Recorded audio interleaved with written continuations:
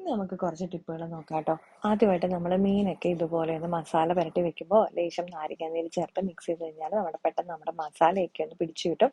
അതുപോലെ കുറച്ച് ക്രിസ്പി ആയിട്ട് വേണം എന്നുണ്ടെങ്കിൽ ലേശം അരിപ്പൊടികളെ ഒന്ന് ചേർത്ത് കൊടുക്കും. അടുത്ത ടിപ്പ് നമ്മുടെ വാഴയില ഇങ്ങനെ അടിപൊളിയായിട്ട് വാട്ടി സൂക്ഷിക്കാം എന്നാണ്. നമ്മൾ ഇതുപോലെ ഒന്ന് ഗ്യാസിലേക്ക് ലോ ഫ്ലെയിമിൽ വെച്ച് നല്ലപോലെ ഒന്ന് വാട്ടി ഇതുപോലെ സൂക്ഷിച്ച് വെച്ച് കഴിഞ്ഞാൽ നമ്മുടെ വാഴയില കുറേ ദിവസത്തേക്ക് ഫ്രഷ് ആയിട്ട്. ഓംലെറ്റ് നല്ല മയമായിട്ട് കിട്ടാൻ വേണ്ടിയിട്ട് നമ്മൾ തയ്യാറാക്കുന്ന സമയത്ത് ഒരു നുള്ള് പാലോ അല്ലെങ്കിൽ ലേശം വെളിച്ചെണ്ണയോ ഇതിലേക്ക് ഒന്ന് മിക്സ് ചെയ്തിട്ട് ഒന്ന് തയ്യാറാക്കി നോക്കൂ. Special taste. കാപ്പിയും ചായയൊക്കെ തയ്യാറാക്കുന്ന സമയത്ത് നമ്മൾ കുറച്ചു നേരം ലോ ഫ്ലെയിമിലിട്ട് ഇതുപോലെ ഒന്ന് തിളപ്പിച്ചെടുത്തു കഴിഞ്ഞാൽ അതിനൊരു പ്രത്യേക രുചി കൂടുന്നതായിരിക്കും. നമ്മൾ മധുരക്കിഴങ്ങൊക്കെ പുഴുങ്ങിയെടുക്കാറുണ്ടല്ലേ, അത് ഇതുപോലെ ഒന്ന് തയ്യാറാക്കി നോക്കൂ കേട്ടോ.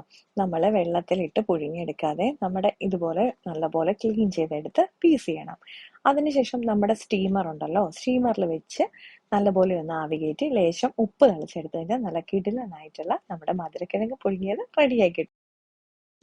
അതൊക്കെ നല്ല ഫ്രഷ് ആയിട്ട് സൂക്ഷിക്കാൻ വേണ്ടിയിട്ട് ഇതുപോലെ നമ്മുടെ സ്കിന്നെല്ലാം റിമൂവ് ചെയ്ത് കുരു കളഞ്ഞ് നല്ലപോലെ ഒന്ന് പീസ് ചെയ്തിട്ട് ഒരു എയർ ടൈറ്റ് കണ്ടെയ്നറിൽ ആക്കി സൂക്ഷിച്ചാൽ മതി കേട്ടോ.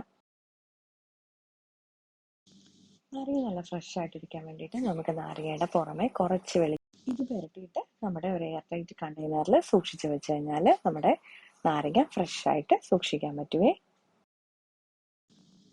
നമ്മുടെ ചെറിയുള്ളി സവാളയൊക്കെ സൂക്ഷിക്കുന്നതിനകത്ത് ഇതുപോലെ ഒന്ന് പേപ്പർ ചുരുട്ടി ചുരുട്ടി ഇടയ്ക്ക് ഒന്ന് ഇട്ട് കൊടുത്തു കഴിഞ്ഞാൽ നമ്മുടെ ഉള്ളി കുറേ ദിവസത്തേക്ക് കേടാവാതെ കിളുത്ത് പോകാതെ സൂക്ഷിക്കാൻ പറ്റുമേ.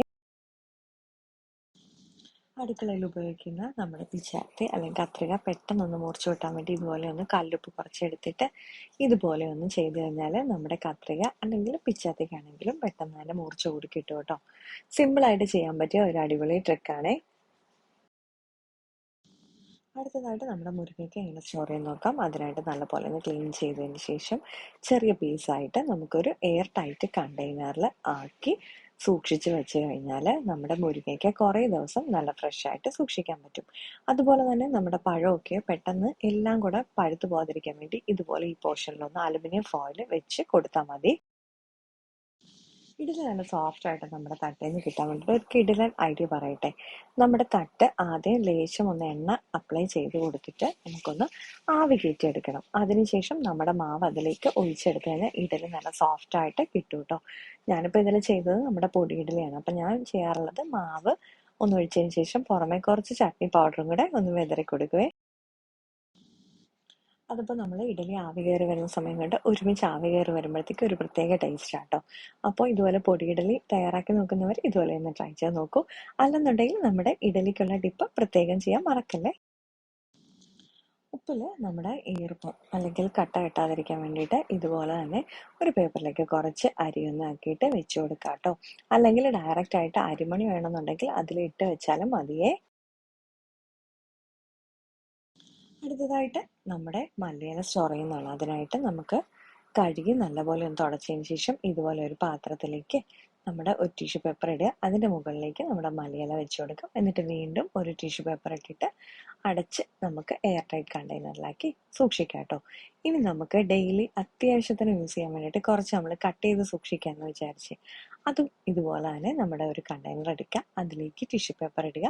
കട്ട് ചെയ്ത് വെച്ചിരിക്കുന്നതിൻ്റെ പുറമെ ഇതുപോലെ ഒന്ന് വെച്ച് കൊടുക്കാം. എന്നിട്ട് അതിൻ്റെ മുകളിലായിട്ട് നമുക്കൊരു ടിഷ്യൂ പേപ്പറും കൂടെ വെച്ച് അടച്ച് ഫ്രിഡ്ജിൽ സൂക്ഷിച്ച് കഴിഞ്ഞാൽ നമ്മുടെ മല്ലിയില നല്ല ഫ്രഷ് ആയിട്ട് 2-3 ദിവസം കൂടുമ്പോൾ ഈ ടിഷ്യൂ പേപ്പർ ഒന്ന് മാറിക്കൊടുക്കും. അപ്പോൾ ഇന്നത്തെ കുറച്ച് ടിപ്സൊക്കെ എല്ലാവർക്കും യൂസ്ഫുൾ ആണെന്ന് പ്രതീക്ഷിക്കുന്നു. എല്ലാവരും തീർച്ചയായിട്ടും ലൈക്ക് ചെയ്യാനും ഷെയർ ചെയ്യാനും കമൻറ്റ് ചെയ്യാനും മറക്കല്ലേ. വീണ്ടും അടുത്ത വീഡിയോയിൽ